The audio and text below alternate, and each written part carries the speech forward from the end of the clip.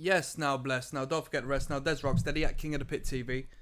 This one's entitled Worms, and then we're going to flow that into The Promise of Agony. Did we need 2 instrumentals on this album? Nah, I don't think so. But without further ado, this playthrough is sorry people, I've got a bit of wind here. Devoted to my man Nick. Nicky P, I'm calling my man. We're listening to Dark Angel. It was recommended on the Patreon, alright? This is Leave Scars, track number 7. Come on. A little more of a morbid instrumental, perhaps, judging by the intro. A little more of a atmospheric work.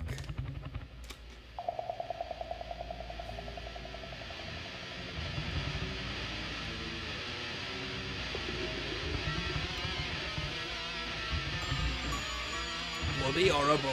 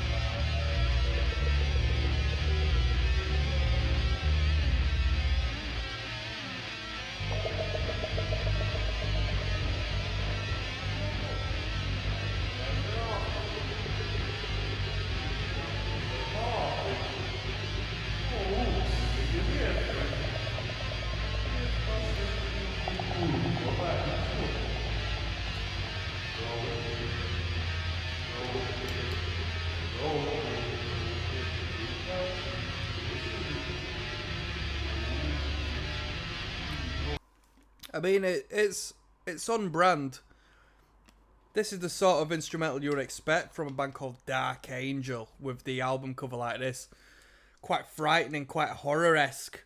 But I just want to get to the riffs, man. I just want to get to the riffs. So much so, I'm just going to jump to The Promise of Agony. Come on, this is a reaction right about now. This is my reaction.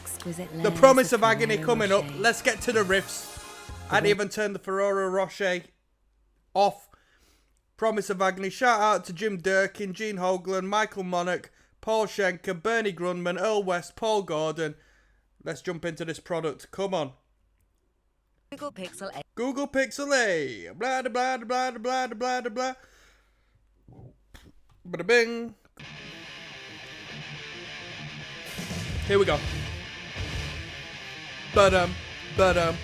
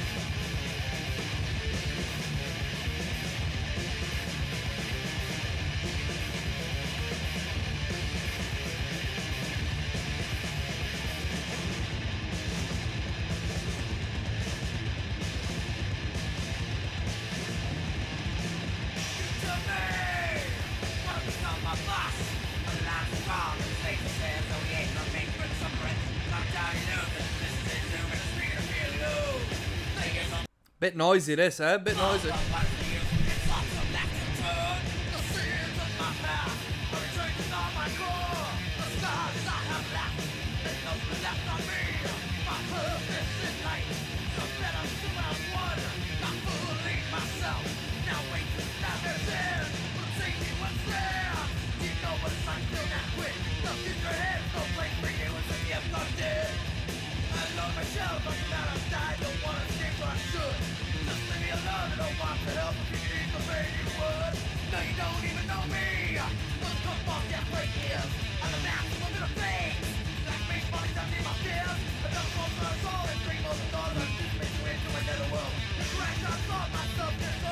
I want to make a comment, right? Gene Hoglan is composer and lyricist. I'm just gonna pause this for 1 second to see one thing, right? All right. I just had to do a little bit of background because earlier on in this playthrough, I referenced Gene Hoglan and I just like he's played in other bands, but what bands? So I've actually just went and had a look. He's played in a bunch, right? Strapping young lad and all this and that, but in particular, Death he's played in and Testament, which this guy's played in some good projects, right? And so I can see why he'd be sort of idolized as a great metal drummer, because that's how I perceived him. But I had to search just to make this comment. On this record, at least, he doesn't seem like the best drummer of all time. He's not a bad drummer at all, and he plays his part just as he should do, but, you know, there's so many good metal drummers out there. Listening to him on this record doesn't really spark much interest in him as a drummer, in my personal opinion. But I'd say that if I listen to, you know, The Who's first few records, Keith Moon didn't necessarily start to shine, in my opinion, until later on. And when you clocked on to how good he was, you really clocked on to it, right?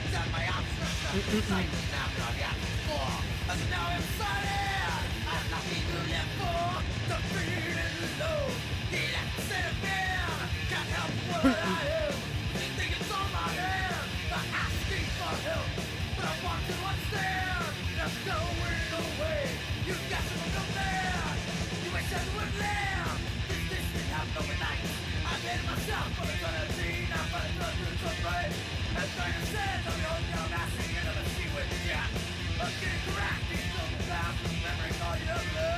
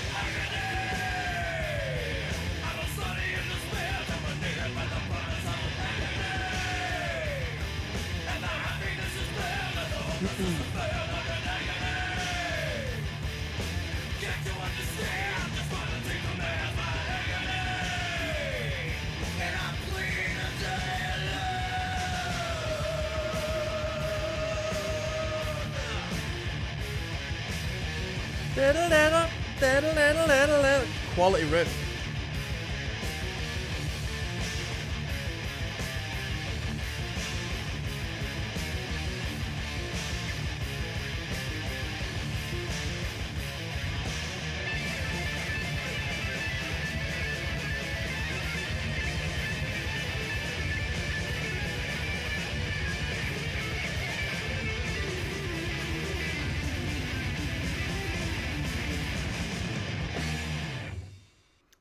Decent tune, very good ending.